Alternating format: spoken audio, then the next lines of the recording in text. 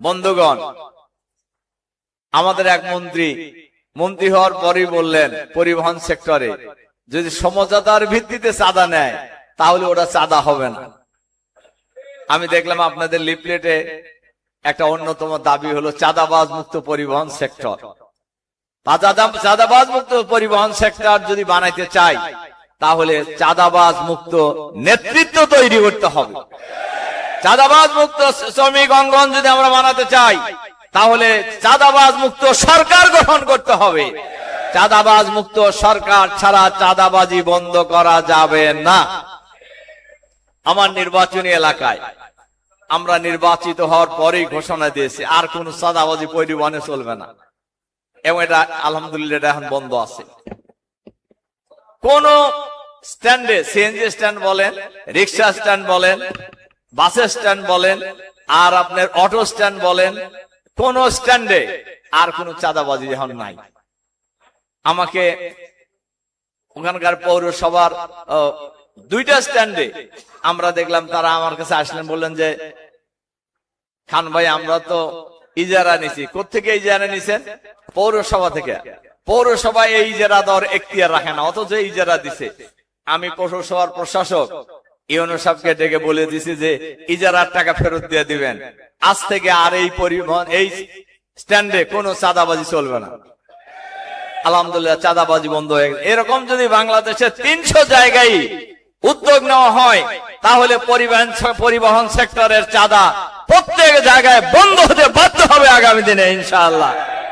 তাহলে মন্ত্রী নিতে চাইলেও নিতে পারবে না, কারণ লোকালি যদি এটার একটা ব্যবস্থা নেওয়া যায় তখন তারা বাধ্য হবে। সম্মানিত সংগ্রামী ভাই এবং বন্ধুগণ, যে কথা বলতেছিলাম, শ্রমিকের অধিকার যদি নিশ্চিত করতে হয় তাহলে বৈষম্যহীন সমাজ গঠন করতে হবে। বৈষম্যের বিরুদ্ধে লড়াই করেই আমাদের দেশের ছাত্র জনতা এই নতুন বাংলাদেশ আমরা পেয়েছি। কিন্তু বাংলাদেশে এর পরে যারা এখন ক্ষমতায় আসছে, বৈষম্যহীন সমাজ গঠনের জন্যই একটা গণভোট হয়েছে। জানেন নাকি আপনারা? গণভোটে হায়ের পক্ষে মানুষ ভোট দিয়েছে, কিন্তু এই সরকার ক্ষমতায় এসে সংখ্যাগরিষ্ঠতার জোরে গণভোটের রায় বাতিল করে দিয়েছে। তাহলে কি জনগণের পক্ষের সরকার না বিপক্ষের সরকার? এটা কোন পক্ষের সরকার বলা যাবে? এরাও জনগণের বিপক্ষের সরকার। ইতিমধ্যেই সরকারি দলের মহাসচিব বক্তব্যে বলছেন এই 5-6 মাসে কিছুই বদলায় নাই। তার মানে ফেসিবাদের আমলে যা ছিল এখনো তাই আছে। তাহলে আপনারা ক্ষমতায় থাকেন কেন? আপনারা যদি পরিবর্তনই করতে না পারেন তাহলে কি আপনাদের ক্ষমতায় থাকার কোন অধিকার আছে? এই দেশের মানুষ বৈষম্য দূর করার জন্যই জীবন দিয়েছেন। এই দেশের মানুষ বৈষম্য দূর করার জন্যই রক্ত দিয়েছে, পঙ্গু হয়েছে, ফেসিবাদের কাছে মাথা নত করে নাই। রংপুরের আবু সাইদ বুলেটের সামনে বুক পেতে দিয়েছে, বুকের ভিতরে তুমুল ঝড়, বুক পেতেছি গুলি কর। এই বাংলাদেশের মানুষকে আপনারা কোনো অবস্থাতেই দমায়া রাখতে পারবেন না। আপনারা গণভোটের রায় নিয়ে তামাশা করছেন। জনগণ গণভোটের রায় দিয়েছে, এই রায় বাস্তবায়িত হবে ইনশাআল্লাহ।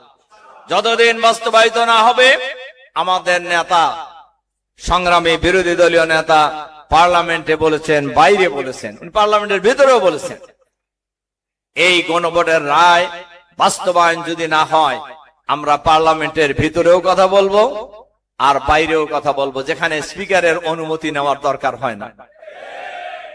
কাজেই পার্লামেন্টে আমি একটা কথা বলি, কথা শেষ করব, গণভোটের রায় বাস্তবায়ন হবে ইনশাআল্লাহ ইনশাআল্লাহ।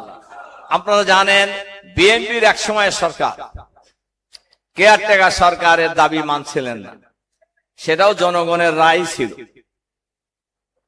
3 দলে 3 জোটের রূপরেখা এবং জামাত ইসলামের পক্ষ থেকে ঐক্যমত পোষণ করেছিলেন সেদিন যে এরশাদের পতনের পর যারাই ক্ষমতায় আসবে তারা কেয়ারটেকার সরকারের এই বিল সংবিধানে সংযোজন করবেন। কিন্তু ওনারা ক্ষমতায় আসার পর কেয়ারটেকার ভুলে গেলেন। কিন্তু আন্দোলনের মুখে নির্বাচন দিয়ে তারা নাকে খত দিয়ে পদত্যাগ করে কেয়ারটেকার সরকারের বিল পালে সংবিধানে সংযোজন করেছেন। কাজেই বাংলাদেশের যে আন্দোলন শুরু হয়েছে 11 দলের, আমরা বিশ্বাস করি আগামী দিনে বাংলাদেশের জনগণের আন্দোলনের মুখে এই সরকারকে গণভোটের রায় বাস্তবায়ন করতে বাধ্য করা হবে আগামী দিনে ইনশাআল্লাহ। যেমনি ভাবে কেয়ারটেকার সরকার সংবিধানে সংযোজিত হয়েছিল, তেমনি ভাবে আগামী দিনে গুণ খুনের যে কমিশন, মানবাধিকার কমিশন, সুপ্রিম কোর্টের স্বাধীন বিচারালয় সহ গণভোট যেগুলি জনগণের সাথে সংশ্লিষ্ট, এগুলি বাতিল করে দিয়েছে সরকার। এই সব কিছু আবার সংবিধানে সংযোজন করে আমরা বাংলাদেশকে একটি বৈষম্যহীন সমাজ গঠন করব ইনশাআল্লাহ। যেখানে শ্রমিক মালিকের মধ্যে বৈষম্য থাকবে না, যেখানে শ্রমিক মালিক ভাই ভাই হয়ে এই সমাজকে, এই দেশকে সামনে এগিয়ে নিয়ে যাওয়ার জন্য ঐক্যবদ্ধ লড়াই সংগ্রাম করবে। আর বাংলাদেশের শ্রমিকরা এতই শক্তিশালী, একদিন যদি পরিবহন বন্ধ থাকে গোটা বাংলাদেশ অচল হয়ে যায়, কোন ব্যক্তি বাংলাদেশকে সচল করতে পারবে না। কাজেই তাদের অধিকার প্রতিষ্ঠার যে লড়াই চলছে, এই লড়াইয়ের সাথে আমি 100% ঐক্যমত পোষণ করে সব শক্তি দিয়ে শ্রমিকের অধিকার প্রতিষ্ঠার জন্য আমরা মাঠে ময়দানে আপনাদের পাশে থাকবো, এই প্রত্যয় ব্যক্ত করে আপনাদের প্রতি আবারও আন্তরিক সালাম এবং মোবারকবাদ জানিয়ে আমার বক্তব্য এখানে শেষ করছি। আল্লাহ হাফেজ। বাংলাদেশ জিন্দাবাদ। বাংলাদেশ পরিবহন সেক্টর ফেডারেশন জিন্দাবাদ।